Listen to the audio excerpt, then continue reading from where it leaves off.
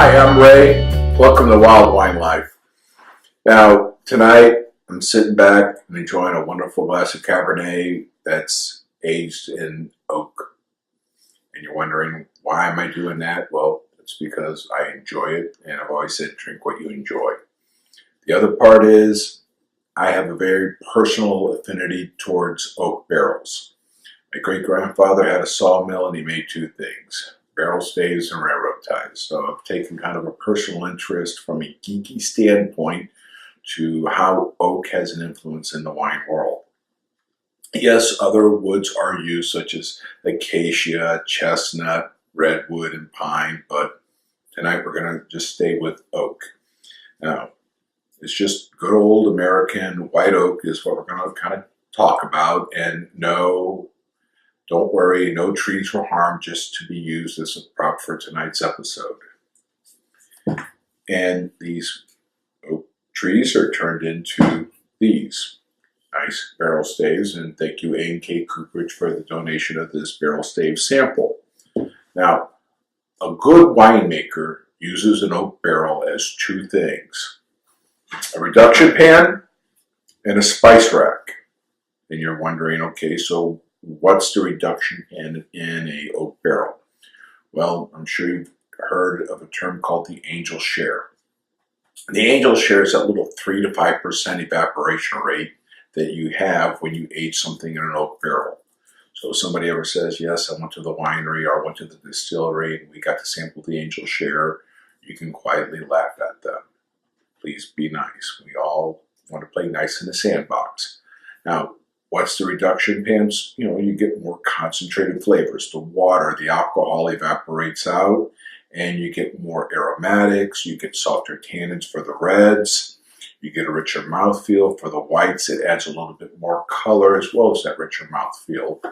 The lower alcohol and less water, more concentrated. Now, from the spice rack, that's where you get the vanilla, the caramel, the clove, the smokiness. Those are some of the spices you get.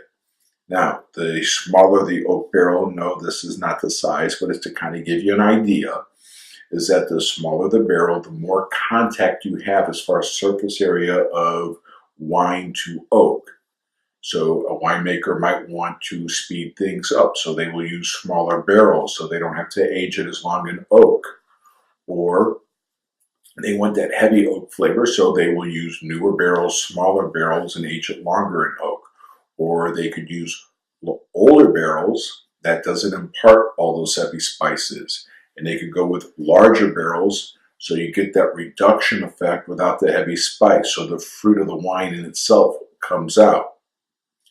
And as we were talking about in an earlier episode, all the different variables that can affect wine, just with your barrels, whether it be the barrel size or the age of your barrel, can affect how your wine tastes in the end.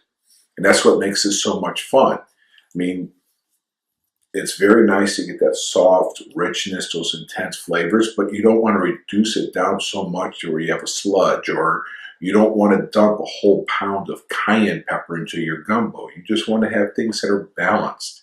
And that's what you look for, is that balance.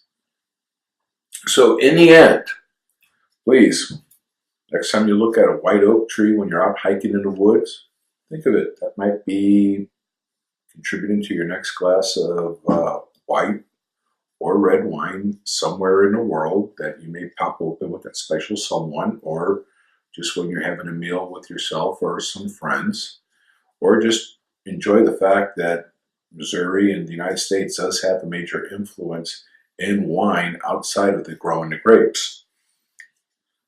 I'm Ray. Thank you for joining us, and here's to living the wild wine life.